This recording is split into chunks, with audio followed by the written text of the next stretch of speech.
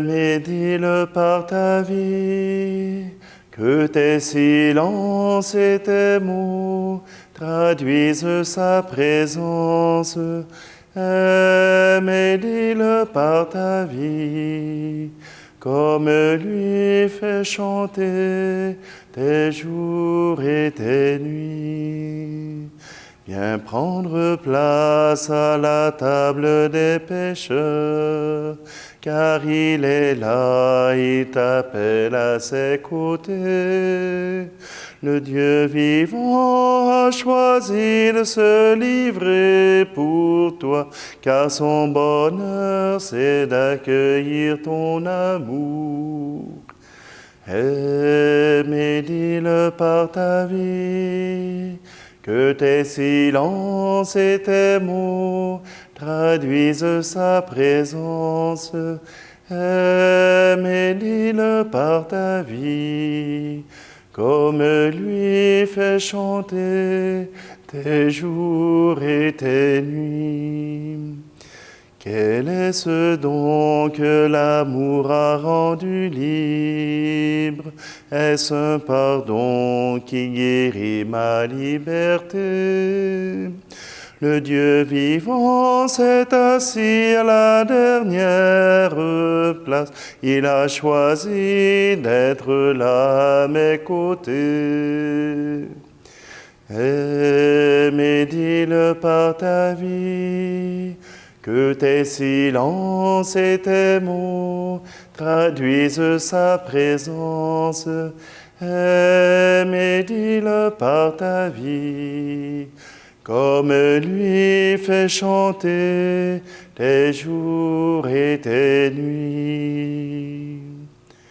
Nous sommes réunis au nom du Père, du Fils et du Saint-Esprit. Amen. Le Seigneur soit avec vous. Bonjour, aujourd'hui, le 19 août, nous célébrons la fête de Saint Jean-Eudes, un Français hyperactif. Je ne sais pas si tous les Français le sont, mais en tout cas, Saint Jean-Eudes est devenu prêtre déjà dans les années 1600 quelques. Et Saint Jean s'est mis à l'œuvre. Il avait plusieurs options dans son stage pour devenir prêtre. Il a travaillé avec les pestiférés. Il a créé une communauté pour prendre soin des prostituées, pour sortir les prostituées de la rue. Saint Jean-Eudes a travaillé pour les missions paroissiales pour venir éduquer le monde, puisque à l'époque, eh bien, les prêtres étaient là pour dire les messes. Très peu pour enseigner, mais d'abord pour dire les messes. Au niveau de l'enseignement, c'était plus compliqué, alors il y avait des prêtres instruits qui se rendaient dans les paroisses faire des missions, comme on l'appelait. Alors, Saint Jean-Eudes s'est beaucoup investi là-dedans et vers la fin de sa vie, s'est investi dans les séminaires, création des séminaires, entre autres à Caen et quatre autres séminaires. Saint Jean-Eudes a eu à cœur d'annoncer l'amour de Dieu à travers cette dévotion particulière qu'il avait au Saint-Cœur de Jésus et de Marie. Alors, aujourd'hui, nous pouvons, nous aussi, nous tourner vers les cœurs de Jésus et de Marie pour justement rendre gloire à Dieu, pour que ce Dieu que nous suivons, que nous voulons prier, que nous voulons louer, puisse entendre justement ces cœurs battre à l'unisson pour lui. Alors prenons un bref instant pour nous recueillir et demander à Dieu qu'il penche son cœur, son regard vers nous.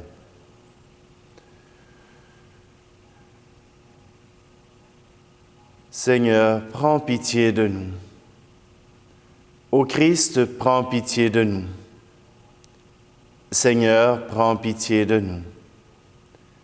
Que Dieu Tout-Puissant nous fasse miséricorde, qu'il nous pardonne nos péchés et nous conduise à la vie éternelle. Amen. Prions.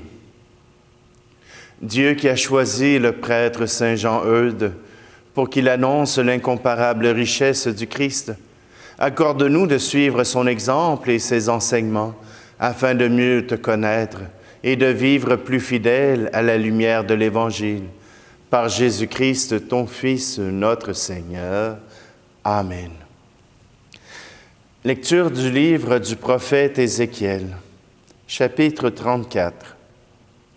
La parole du Seigneur me fut adressée. Fils d'homme, prophétise contre les bergers d'Israël, prophétise. Tu leur diras, ainsi parle le Seigneur Dieu. Quel malheur pour les bergers d'Israël qui sont bergers pour eux-mêmes. N'est-ce pas pour les brebis qui sont bergers? Vous, au contraire, vous buvez leur lait. Vous vous êtes habillés avec leur laine. Vous égorgez les brebis grasses. Vous n'êtes pas des bergers pour le troupeau. Vous n'avez pas rendu des forces à la brebis chétive. Soignez celle qui était malade. Pensez celle qui était blessée. Vous n'avez pas ramené la brebis égarée. Cherchez celle qui était perdue. Mais vous les avez gouvernées avec violence et dureté. Elles se sont dispersées faute de bergers, pour devenir la proie de toutes les bêtes sauvages. Mon troupeau s'égare sur toutes les montagnes et toutes les collines élevées. Mes brebis sont dispersées dans tout le pays. Personne ne les cherche, personne ne part à leur recherche. C'est pourquoi, bergers, écoutez la parole du Seigneur. Par ma vie, oracle de Dieu, oracle du Seigneur Dieu, puisque mon troupeau est mis au pillage et devient la proie des bêtes sauvages, faute de bergers, parce que mes bergers ne s'occupent pas de mon troupeau, parce qu'ils sont bergers pour eux-mêmes au lieu de l'être pour mon troupeau. Eh bien, bergers, écoutez la parole du Seigneur. Ainsi parle le Seigneur Dieu. Me voici contre les bergers. Je m'occuperai de mon troupeau à leur place. Je les empêcherai de le faire paître, et ainsi ils ne seront plus mes bergers. J'arracherai mes brebis de leur bouche, et elles ne seront pas leur proie. Car ainsi parle le Seigneur Dieu. Voici que moi-même je m'occuperai de mes brebis, et je veillerai sur elles. Parole du Seigneur. Le psaume 22, ce psaume du bon pasteur, je vous invite à le chanter avec moi. Le Seigneur est mon berger, rien ne saurait me manquer. Le Seigneur est mon berger, je ne manque de rien. Sur les prés d'herbes fraîches, il me fait reposer. Le Seigneur est mon berger, rien ne saurait me manquer. Il me mène vers les eaux tranquilles et me fait revivre. Il me conduit par le juste chemin pour l'honneur de son nom. Le Seigneur est mon berger, rien ne saurait me manquer. Si je traverse les ravins de la mort, je ne crains aucun mal. Car tu es avec moi, ton bâton me guide et me rassure. Le Seigneur est mon berger, rien ne saurait me manquer. Tu prépares la table pour moi, devant mes ennemis. Tu répands le parfum sur ma tête, ma coupe est débordante. Le Seigneur est mon berger, rien ne saurait me manquer. Grâce et bonheur m'accompagnent tous les jours de ma vie. J'habiterai la maison du Seigneur pour la durée de mes jours. Le Seigneur est mon berger, rien ne saurait me manquer.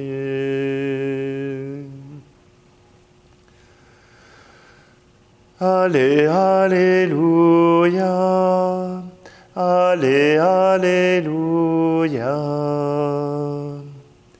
Elle est vivante, efficace, la parole de Dieu. Elle juge des intentions et des pensées du cœur. Allez, alléluia, allez, alléluia. Le Seigneur soit avec vous. Évangile de Jésus-Christ selon saint Matthieu. En ce temps-là, Jésus disait à ses disciples cette parabole. Le royaume des cieux est comparable au maître d'un domaine qui sortit dès le matin afin d'embaucher des ouvriers pour sa vigne. Il se mit d'accord avec eux sur le salaire de la journée. 1 denier, c'est-à-dire 1 pièce d'argent, et il les envoya à sa vigne. Sorti vers 9 heures, il en vit d'autres qui étaient là sur la place sans rien faire. Et à ceux-là, il dit, « Allez à ma vigne, vous aussi, et je vous donnerai ce qui est juste. » Ils y allèrent. Il sortit de nouveau vers midi, puis vers 3 heures, et fit de même vers 5 heures. Il sortit encore, et en trouva d'autres qui étaient là, et leur dit, « Pourquoi êtes-vous restés là toute la journée sans rien faire? » Ils lui répondirent, « Parce que personne ne nous a embauchés. » Il leur dit, « Allez à ma vigne, vous aussi. » Le soir venu, le maître de la vigne dit à son intendant, « Appelle les ouvriers et distribue le salaire, en commençant par les derniers, pour finir par les premiers. » Ceux qui avaient commencé à 5 heures s'avancèrent et reçurent chacun 1 pièce d'1 denier. Quand vint le tour des premiers, ils pensaient recevoir davantage, mais ils reçurent eux aussi chacun 1 pièce d'1 denier. En la recevant, ils récriminaient contre le maître du domaine. Ceux-là, les derniers venus, n'ont fait qu'1 heure, et tu les traites à l'égal de nous, qui avons enduré le poids du jour et de la chaleur. Mais le maître répondit à l'un d'entre eux, « Mon ami, je ne suis pas injuste envers toi. N'as-tu pas été d'accord avec moi pour 1 denier? Prends ce qui te revient et va-t'en. Je veux donner au dernier venu autant qu'à toi. N'ai-je pas le droit de faire ce que je veux de mes biens? Ou alors ton regard est-il mauvais, parce que moi je suis bon? » C'est ainsi que les derniers seront premiers, et les premiers seront derniers. Acclamons la parole de Dieu. Une belle parabole, hein? On nous a parlé de la bonté du Seigneur à travers cette parabole-là. On en a parlé de long en large. Mais je voudrais parler de ces vignerons. Les premiers arrivés, ceux qui ont enduré tout le labeur, ils sont jaloux. Voyez-vous, ils ont travaillé dur. Ils ont travaillé au royaume de Dieu. Ils ont travaillé à l'édification de l'Église. Et ils ont travaillé dur. Nous le reconnaissons. Mais ce n'est pas à eux de décider la valeur de leur travail. Ce n'est pas à eux de décider combien ils recevront. S'ils l'ont fait par amour, s'ils l'ont fait par un don d'eux-mêmes, alors la récompense n'aura pas d'importance, parce qu'ils auront trouvé à travers ce labeur une récompense en elle-même. Les pasteurs, ceux dans le livre d'Ézéchiel, Dieu vient leur dire qu'ils sont mauvais parce qu'ils accaparent le fruit du travail. Ils accaparent le troupeau pour leur propre bien-être, pour leur propre profit. Souvent, je veux pas dénigrer ces églises, mais souvent je vois dans les églises évangéliques des gens qui veulent profiter, qui veulent justement faire un travail de prophète et non être prophète. Voyez-vous, oui, dans l'Église catholique, les prêtres sont maintenant payés à tarif fixe, avec un salaire donné par le diocèse. Mais, voyez-vous, ce n'est pas pour l'argent que je me suis engagé. Ce n'est pas pour devenir riche que je me suis engagé. Ce n'est pas pour ma propre gloire, mais parce que le Seigneur est venu à ma rencontre. Il a transformé mon cœur et ce cœur est maintenant disponible pour offrir à mes frères et sœurs, et maintenant, par la vidéo, les bontés du Seigneur. Témoigner par ma vie, témoigner par mes paroles que le Seigneur est vraiment là. Le chant que j'ai choisi au début n'est pas anodin. Aime et dis-le par ta vie. Pas seulement en parole, mais dis-le que cette rencontre avec le Seigneur, tu l'as vécue. Si tu ne l'as pas vécue, cherche-la. Cherche ce Dieu d'amour. Cherche ce Dieu qui vient jusqu'à toi. Les pasteurs d'aujourd'hui sont maintenant formés pour rendre compte de cette bonté de Dieu. Bien souvent, les prêtres un peu plus âgés me disaient, « Écoutez, ce que vous faites pour devenir prêtre, moi-même, je n'aurais pas réussi à passer ce crible, à passer à travers le grand séminaire. Ce qu'on exige des prêtres maintenant, c'est presque un être parfait. Presque. Bon, OK. Ils ont réussi à m'accepter pareil. Voyez-vous, le Seigneur nous invite. Il nous invite, comme prêtres, à être des signes pour le peuple, mais aussi à être au peuple, aux laïcs qui s'engagent dans l'Église, à être des témoins pour leurs frères et sœurs. C'est d'ailleurs ce que Vatican II nous a dit, que les laïcs, leur mission, c'était de témoigner de la charité du Christ, de l'amour du Christ auprès de leurs frères et sœurs. Les prêtres comme moi, on ne peut pas atteindre tout le monde, mais si nous pouvons réchauffer votre cœur pour que vous puissiez, à votre tour, réchauffer le cœur de vos frères et sœurs, alors nous sommes dans la mission du Seigneur. Alors, prenons un instant et offrons justement à Dieu ces instants qui nous permettent de pouvoir nous communier à lui par le corps, par le sang, mais aussi par cette communion spirituelle qui est déjà tout aussi grande, sinon plus grande encore, que le sacrement de l'Eucharistie.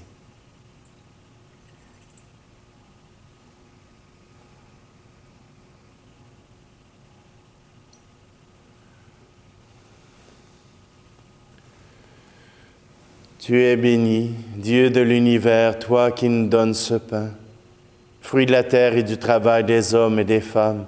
Nous te le présentons, il deviendra le pain de la vie. Tu es béni, Dieu de l'univers, toi qui nous donnes ce vin, fruit de la vigne et du travail des hommes et des femmes. Nous te le présentons, il deviendra le vin du royaume éternel.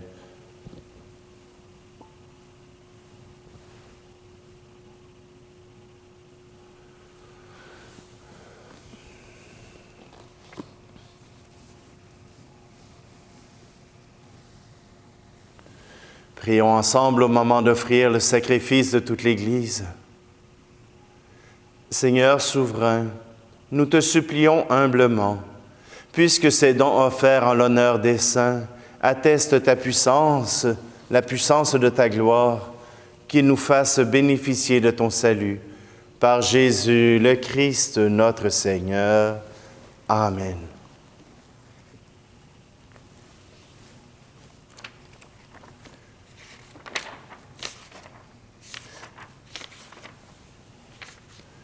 Le Seigneur soit avec vous. Élevons notre cœur. Rendons grâce au Seigneur notre Dieu. Vraiment, il est juste et bon de te rendre gloire, de t'offrir notre action de grâce toujours et en tout lieu. À toi, Père très saint, Dieu éternel et tout-puissant, par le Christ notre Seigneur. En célébrant aujourd'hui la fête de Saint Jean-Eudes, nous admirons ta sollicitude pour ton Église. Par l'exemple qu'il a donné, tu nous encourages. Par son enseignement, tu nous éclaires. À sa prière, tu veilles sur nous. C'est pourquoi, avec tous les anges et tous les saints, nous proclamons ta gloire en chantant. Saint, Saint, Saint, le Seigneur, Dieu de l'univers, le ciel et la terre sont remplis de ta gloire. Hosanna au plus haut des cieux. Béni soit celui qui vient au nom du Seigneur.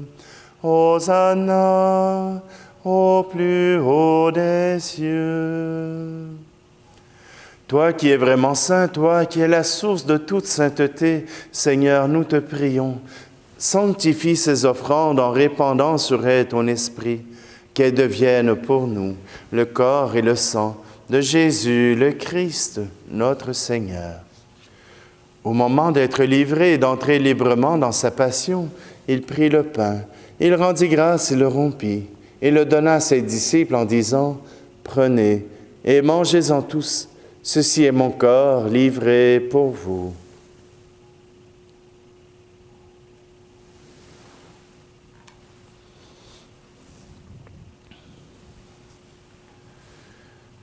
De même, à la fin du repas, il prit la coupe. De nouveau, il rendit grâce et la donna à ses disciples en disant, « Prenez et buvez-en tous, car ceci est la coupe de mon sang, le sang de l'alliance nouvelle et éternelle, qui sera versé pour vous et pour la multitude en rémission des péchés. Vous ferez cela en mémoire de moi. »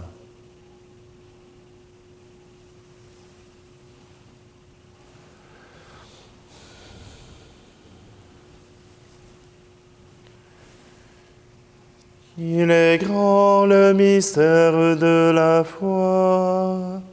Nous proclamons ta mort, Seigneur Jésus. Nous célébrons ta résurrection. Nous attendons ta venue dans la gloire. Faisant ici mémoire de la mort et de la résurrection de ton Fils, nous t'offrons, Seigneur, le pain de la vie et la coupe du salut, et nous te rendons grâce, car tu nous as choisis pour servir en ta présence. Humblement, nous te demandons qu'en ayant part au corps et au sang du Christ, nous soyons rassemblés par l'Esprit Saint en un seul corps. Souviens-toi, Seigneur, de ton Église répandue à travers le monde, et fais-la grandir dans ta charité avec le pape François, notre évêque Luc et tous ceux qui ont la charge de ton peuple.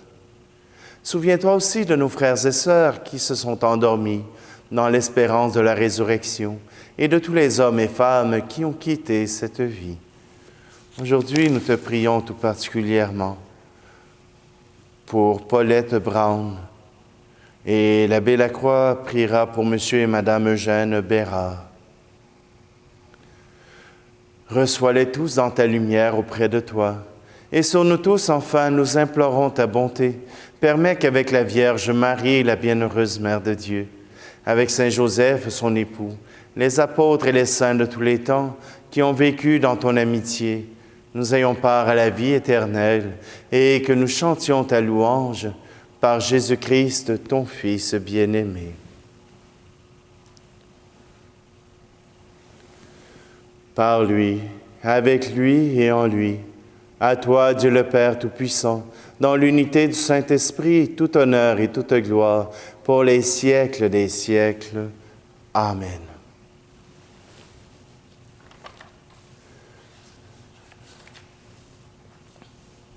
Le pasteur par excellence, c'est Jésus-Christ qui a regardé faire son Père. Alors osons le prier ensemble. Notre Père qui es aux cieux, que ton nom soit sanctifié, que ton règne vienne, que ta volonté soit faite sur la terre comme au ciel. Donne-nous aujourd'hui notre pain de ce jour. Pardonne-nous nos offenses comme nous pardonnons aussi à ceux qui nous ont offensés. Et ne nous laisse pas entrer en tentation, mais délivre-nous du mal. Amen. Délivre-nous de tout mal, Seigneur, et donne la paix à notre temps. Par ta miséricorde, libère-nous du péché. Rassure-nous devant les épreuves en cette vie, où nous espérons le bonheur que tu promets, et l'avènement de Jésus-Christ, notre Sauveur. Car c'est à toi qu'appartiennent le règne, la puissance et la gloire, pour les siècles des siècles. Seigneur Jésus-Christ, tu as dit à tes apôtres, « Je vous laisse la paix, je vous donne ma paix. » Ne regarde pas nos péchés, mais la foi de ton Église, pour que ta volonté s'accomplisse. Donne-lui toujours cette paix et conduis-la vers l'unité parfaite, toi qui règnes pour les siècles des siècles. Amen. Que la paix du Seigneur soit toujours avec vous.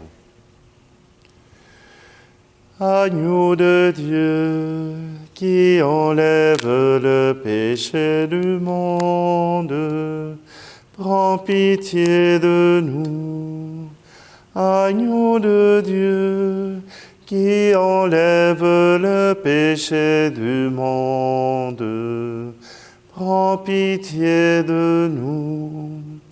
Agneau de Dieu, qui enlève le péché du monde, donne-nous la paix.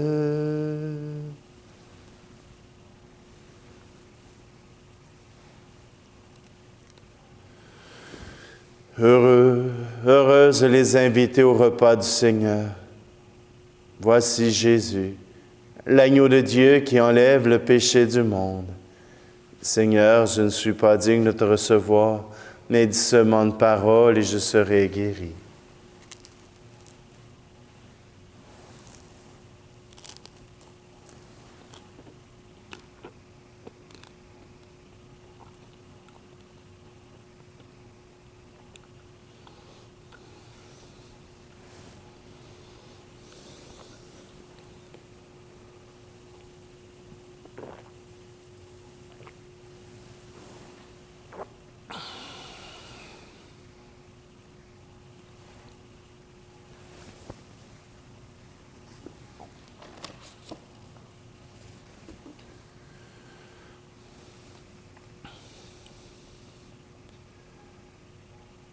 Seigneur, par le cœur de Jésus et de Marie, nous voulons t'offrir cette communion spirituelle.